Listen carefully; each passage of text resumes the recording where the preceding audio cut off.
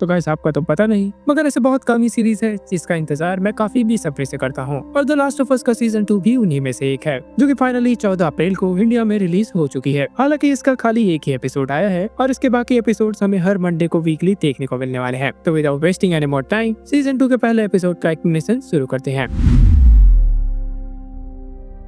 तो सीजन 2 के एपिसोड 1 की शुरुआत ठीक वहीं से होती है जहाँ पे सीजन 1 की एंडिंग हुई थी, जिसमें एली जोल से कहती है कि तुमने जो भी फायरफ्लाइज के बारे में बताया क्या वो सच है, जिस पर जोल एली की कसम खाते हुए कहता है कि हाँ ये सच है। जिसके बाद वो लोग टॉमी के विलेज चले जाते हैं और इधर हमें फायरफ्लाइज के दूसरे बचे हुए लोगों को दिखाया जाता है, जो कि फायरफ्लाइज के बेस के सामने ही उन्हें बरी करके उनका बदला लेने के लिए प्लान बना रहे होते हैं। और वहाँ पे मौजूद एक लड़की जिसका नाम होता है एबी, उसने इस इंसिडेंट में अपने फादर को खोया था, जिस वजह से वो किसी भी हालत में जोल से बदला लेना चाहती थी। तो वहाँ पे मौजूद उन लोगों की बातों से हमें पता चलता है कि इन लोगों को भी पता था कि जोल वहाँ पे एक लड़की को लेके आने वाला है, मगर वहाँ पे पहुँचते ही जोल सबको मार के चला गया, ऐसा इनको लग रहा था। तभी वहाँ पे मौजूद एबी उनसे कहती है कि वो जोल नाम का बंदा 3 दिन पहले ही यहाँ से सबको मार के निकला है, जिस वजह से वो ज्यादा आगे तो नहीं गया होगा। जिस पर उस ग्रुप का एक मेंबर कहता है कि हमें डायरेक्टली जोल पर हमला नहीं करना चाहिए, हमें सबसे पहले सियाटल में मौजूद फायरफ्लाइज के बेस कैंप तक जाना चाहिए और वहाँ से मदद लेने के बाद हमें जोल की तलाश शुरू करनी चाहिए। जिस पर एबी का कहना होता है कि क्या सियाटल में मौजूद फायरफ्लाइज के बेस के लोग इनकी मदद जोल से बदला लेने के लिए करेंगे। जिस पर वहाँ पे मौजूद लोग कहते हैं कि हाँ वो इसके लिए मदद जरूर करेंगे। तो इसके बाद की कहानी 5 साल आगे टेक प्लेस करती है, जहाँ पे सबसे पहले हमें एली को दिखाया जाता है, जो कि अपने से कई गुना बड़े आदमी के साथ लड़ रही होती है, मगर एली उसे कड़ी टक्कर दे के हरा देती है। तभी वहाँ पे मौजूद एक और आदमी ने एली से कहा कि तुम्हारे अपोनेंट ने होल्ड बैक किया है, अगर वो अपने पूरा स्ट्रेंथ का यूज करता तो तुम अभी बेहोश होती, जो चीज एली को बिल्कुल पसंद नहीं आता। और वो कहती है कि अगली बार से उसे अपनी पूरी ताकत यूज करने के लिए कहना। जिस पर वो आदमी कहता है कि अगर तुम्हें कुछ हो जाता तो हमें जोल को जवाब देना पड़ता। और फिर क्या था, एली और भी ज्यादा गुस्सा होकर वहाँ से चली जाती है। जिसके बाद हमें ऑन स्क्रीन जोल को दिखाया जाता है, जो कि उस समय छोटे मोटे डिवाइस को ठीक कर रहा था। और तभी वहाँ पे एली की दोस्त डीना जोल से मिलने पहुंच जाती है। तो जोल के काम में इंटरेस्ट लेने का नाटक करके वो सीधे जोल से पूछती है कि आखिरकार एली आपसे नाराज क्यों है। जिस पर जोल उससे कहता है कि एली अब 19 साल की हो चुकी है और इस उम्र के बच्चों का अपने पेरेंट्स को हेट करना काफी आम बात है। मगर जोल की हालत को देख के हम अच्छे से समझ सकते हैं कि एली का ये इग्नोरेंट बिहेवियर जोल को बिल्कुल भी पसंद नहीं आ रहा था। और जोल से ऐसी बातें सुनने के बाद डीना समझ जाती है कि जोल असल में गैल की थेरेपी सेशंस ले रहा है। डीना के जाते हुए जोल उससे कहता है कि ये थेरेपी वाली बात वो किसी को भी न बताए। और सेम टाइम पे एली टॉमी के साथ शिकार पे गई होती है।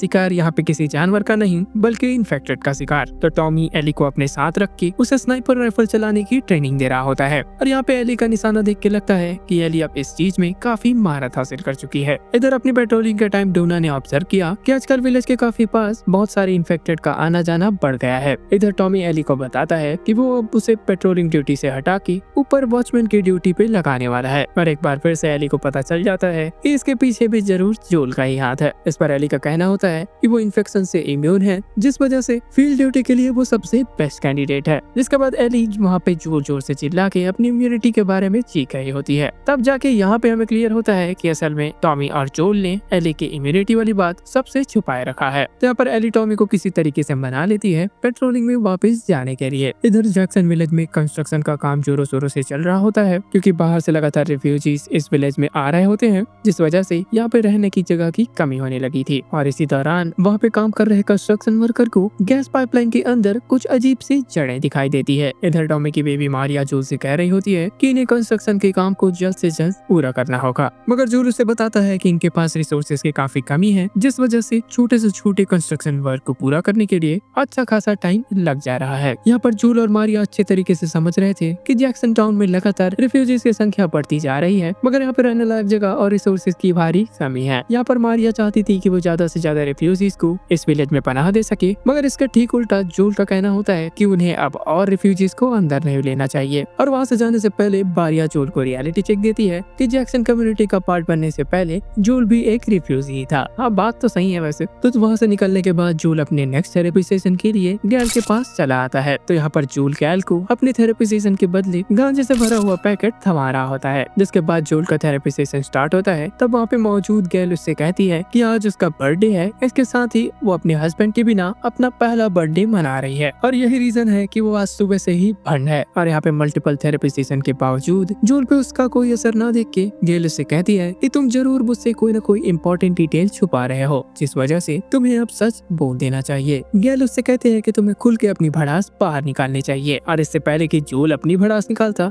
गैल अपनी भड़ास निकालना शुरू कर देती है। तो यहाँ पर गैल की बातों से हमें पता चलता है तो असल में यहाँ पे गैल के हस्बैंड यूजीन को जोल ने ही मारा होता है। हालांकि जिस सिचुएशन में जोल ने उसे मारा था वो अंडरस्टैंडेबल था, मगर जिस ब्रूटैलिटी के साथ जोल ने उसे मारा ये बात गैल को पसंद नहीं आई, और यही रीजन है कि गैल आज भी जोल को अपने हस्बैंड के मर्डरर के तौर पे देखती है। तो अब गैल की भड़ास पूरी निकल चुकी थी, जिसका मतलब तो अब बारी जोल की थी। तो अपनी बारी आने के बाद जोल बहुत देर तक सोचता है और ऐसा लगता ही है कि वो कुछ बताने वाला है, मगर वो खाली एक लाइन बोलता है कि आई सेव्ड हर, और ये कहकर वो वहाँ से निकल जाता है। अगले दिन डीना पेट्रोलिंग के लिए एली को लेने चली जाती है, जिसके बाद ये दोनों हथियार और घोड़े लेके जेसी के पास अपने इंस्ट्रक्शन लेने पहुंच जाते हैं, जहाँ पे जेसी टीम को आज के पेट्रोलिंग के लिए ब्रीफिंग देता है, जिसमें वो बताता है कि आज के पेट्रोलिंग को कैट लीड करने वाली है। जेसी आगे इन्हें बताता है कि ये केवल सर्वे मिशन है, जिस वजह से इन्हें आसपास के एनवायरनमेंट के बारे में पता करना है और कुछ खतरा दिखने पर फौरन वापस लौट के हायर अथॉरिटीज को इन्फॉर्म करना है। और जब ये लोग पेट्रोलिंग के बीच में होते हैं तब डीना एली से पूछती है कि आखिरकार आज रात के न्यू ईयर पार्टी में वो किसके साथ जा रही है, मगर एली ने उसे कहा कि उसका मन करेगा तो वो आ सकती है, मगर अभी इसका कोई भी प्लान नहीं है। और यही इन दोनों की बातों से हमें पता चलता है कि इन 5 सालों के बीच में शायद एली और गैट एक दूसरे को डेट कर रहे थे, मगर इन दोनों के बीच अब कुछ नहीं है। एली की बात सुनकर डीना भी उसे बताती है कि हाल ही में उसका भी जेसी के साथ ब्रेकअप हो गया, जिस वजह से अब ये दोनों सिंगल है। तब डीना एली को पूछती है कि क्या वो उसके साथ न्यू ईयर पार्टी में जाना चाहेगी। आगे इन्हें रास्ते में बहुत सारा खून दिखाई देता है, तो अब रूस कहते थे कि इसके बारे में इन्हें फौरन जाके हायर अथॉरिटीज को इन्फॉर्म करना था, मगर यहाँ पे एली और उसके साथी कहाँ सुनने वाले थे। तो वो इस खून का पीछा करते हुए आगे चले जाते हैं, जिसके बाद जैसे ही वो एक सुपरमार्केट तक पहुँचते हैं सब ये देख के हैरान हो जाते हैं कि उस मार्केट के सामने एक बहुत ही बड़े भालू की लाश पड़ी है, और आसपास इन्फेक्टेड की बॉडी को देख के इन्हें पता चल जाता है कि ये काम जरूर ही इन्हीं का है। इधर ग्रुप लीडर कैट बार बार बोली जा रही थी कि अब इन्हें वापस जाना चाहिए, मगर एली और डीना कैट को किसी तरीके से मना के वो इन्फेक्टेड की तलाश में उस सुपरमार्केट के अंदर चले जाते हैं। खिड़की से इन्होंने सेंस कर लिया होता है कि अंदर 2 क्लिकर्स मौजूद हैं, और ऐसा ही होता है, अंदर 2 ही मौजूद थे, जिसे इन दोनों ने एक एक करके मार दिया। और इसी बीच वहाँ का फ्लोर कमजोर होने के कारण एली वहाँ से सीधे नीचे गिर जाती है, तो वहाँ से निकलने का रास्ता नहीं होने के कारण डीना उसके लिए हेल्प खोजनी जाती है। और यहाँ पर एली को शुरू में लग रहा था कि वो यहाँ पर अकेली है, मगर उसे धीरे से भनक लग गई यहाँ पर उसके अलावा कोई और भी मौजूद है। थोड़ी देर लुका छिपी खेलने के बाद एली की नजर एक इन्फेक्टेड पर पड़ती है, तो जिसके बाद एली शोर मचा के उसे अपनी तरफ बुलाने की कोशिश करती है। यहाँ पर एली ये देख के चौंक जाती है कि उसके शोर करने के बावजूद वो इन्फेक्टेड उस पर अटैक करने के बजाय वहाँ से छुप के भाग गई। तो बहुत देर तक लुका छिपी खेलने के बाद वो इन्फेक्टेड सही मौका और अपनी प्लानिंग के साथ एली पे अटैक कर देती है। तो एली ने किसी तरीके से इस इन्फेक्टेड को तो मार दिया, मगर उस इन्फेक्टेड ने एली को उसके पीठ पर काट लिया, और इससे पहले कि डीना वहाँ पे आती एली ने फौरन अपना बाइट मार्क छुपा लिया। तो वापस टाउन जाकर एली काउंसिल के सामने बताती है कि आज सुपरमार्केट में उसका सामना एक अलग ही तरीके के इन्फेक्टेड से हुआ था, जो कि ह्यूमंस की तरह सिचुएशन को समझ के प्लान बनाकर अपने शिकार पर अटैक कर रहे थे। और ये बात उस इन्फेक्टेड को बाकी इन्फेक्टेड से काफी इंटेलिजेंट बनाती है। और इतना सुनते ही काउंसिल में मौजूद लोग काफी हैरान हो जाते हैं कि अब ये कौन सा नया इन्फेक्टेड आ गया। जिसके बाद एली और डीना को काउंसिल वहाँ से जाने के लिए कहती है और अपना डिस्कशन उस इंटेलिजेंट इन्फेक्टेड पर करती है, जिस पर इनका कहना होता है कि होपफुली ये इंटेलिजेंट इन्फेक्टेड वाला केस इकलौता हो। अगर वहाँ पे बहुत सारे इंटेलिजेंट इन्फेक्टेड हैं तो वो ग्रुप बनाकर जैक्सन विलेज पे अटैक करना शुरू कर सकते हैं, और ये चीज कितना खतरनाक है यहाँ पर हम जानते ही हैं। जिसके बाद टॉमी वहाँ पे मौजूद सब लोगों से कहता है कि अब क्योंकि न्यू ईयर को कुछ घंटे ही बचे हैं, जिस वजह से उन्हें ये मीटिंग जल्द ही खत्म कर देनी चाहिए। इधर एली घर आते ही अपने बाइट मार्क को चाकू से कुरेद की अजीब टाइप से शेप बना देती है, क्योंकि अगर किसी ने इसे देख भी लिया तो उसे ये लगे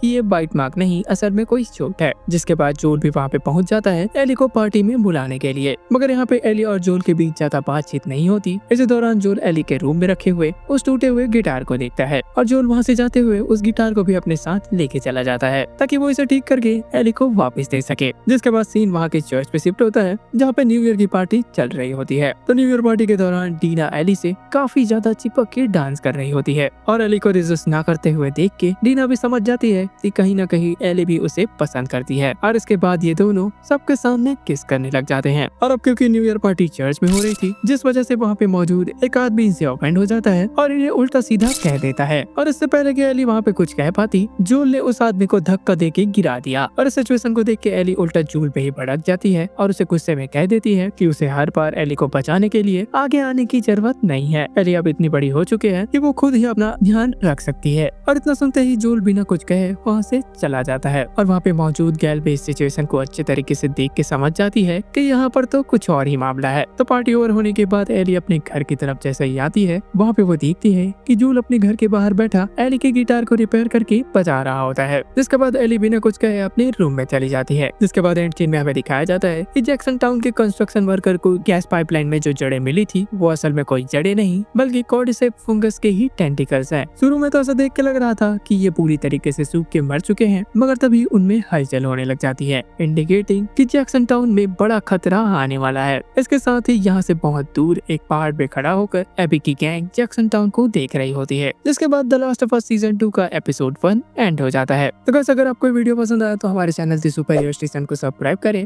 और इस वीडियो को लाइक करें। मैंने ऐसे और भी वीडियोस आपके लिए बना के रखे हैं जिसका लिंक आपको डिस्क्रिप्शन बॉक्स में मिल जाएगा। इसके साथ साथ अगर आप हमारे आने वाले वीडियोस को मिस नहीं करना चाहते तो इस चैनल को सब्सक्राइब करने के साथ साथ वो बेल आइकन भी दबाना ना भूलना, जिससे मेरे वीडियोस के नोटिफिकेशन सबसे पहले पहुंचेंगे आप तक। तो यार, इस वीडियो के लिए इतना ही। This is Nikhil Yadav and signing of.